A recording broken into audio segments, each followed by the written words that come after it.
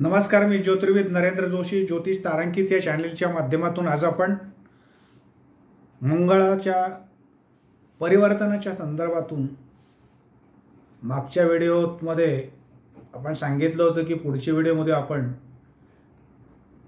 कोणत्या राशींना अनिष्ट असणार आहे मंगळ आणि ज्यांना मंगळ अनिष्ट आहे अशा व्यक्तींनी कोणती उपाययोजना करायची या संदर्भातला आजचा आपला व्हिडिओ आहे। चला तर पाहूया मंगळाच्या संदर्भातील कोणत्या 3 राशींना मंगळ अनिष्ट असणार आहे। आपल्याला या मंगळाच्या संदर्भातील उपाययोजना जाणून घेण्यासाठी आपण हा व्हिडिओ आमचा शेवटपर्यंत पहा।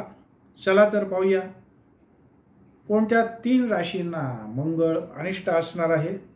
एकंदरीतच 5 फेब्रुवारी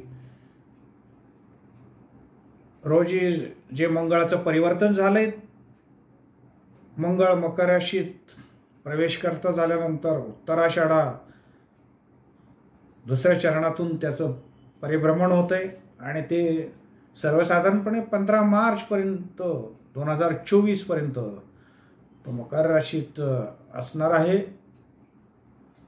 तर 4, 8, 12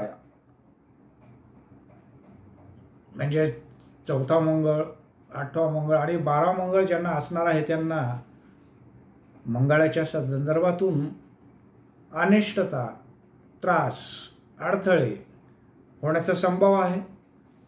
तर एकंदरीत तुळ राशीला 4था, मिथुन राशीला 8वा आणि कुंभ राशीला 12वा मंगळ असणार आहे। तर या अनिष्ट मंगळाच्या संदर्भातून कोणते त्रास होऊ शकतात, तर मंगळ याचाच अर्थ पराक्रम, सन्मान, नेतृत्व गुण, धाडस, धैर्य, पराक्रम, संघर्ष, सत्ता या सगळ्यांचा पाठिंबा असणार। याचाच अर्थ त्याचा विरुद्ध अर्थ शब्द घ्यायचा। मंगळाचं पाठिंबा नसेल, मंगळ अनिष्ट असेल तर या गोष्टी प्राप्त होणार नाहीत। त्याचबरोबर शारीरिकदृष्ट्या सर्वसाधारणपणे उष्णतेचा त्रास, ज्वराचा त्रास, भाजणे, कापणे, रक्तस्राव, पाईल्स, अपघात, आम्लपित्त, अल्सर आणि स्त्रियांच्या संदर्भातून गर्भपाताचा संभव या मंगळाच्या अनिष्टतेतून होऊ शकतो। सोबतच या मंगळाच्या बरोबरती शुक्राची युती होणार आहे। ज्या वेळेला शुक्राचा परिवर्तनाचा आपण व्हिडिओ पाहणार आहोत त्यावेळेला निश्चितपणेच आपण या संदर्भाची माहिती घेणार आहोत की एकंदरीतच मंगळ आणि शुक्र यांच्या युतीतून कोणकोणत्या गोष्टी घडू शकतात, काय घडू शकतं ते।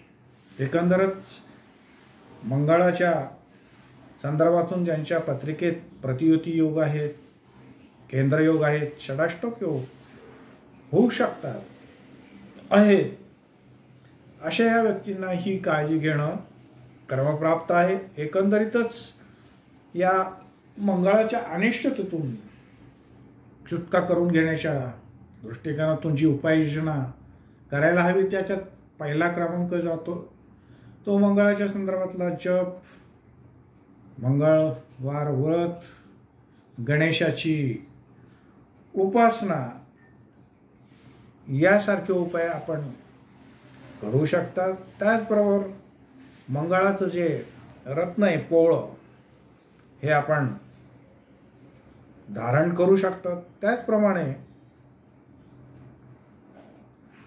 प्रत्येक मंगळवारी गणपतीला तांबडे फूल वाहणे, गणेशाची उपासना करणे, त्याचप्रमाणे अष्टविनायक यात्रा करणे,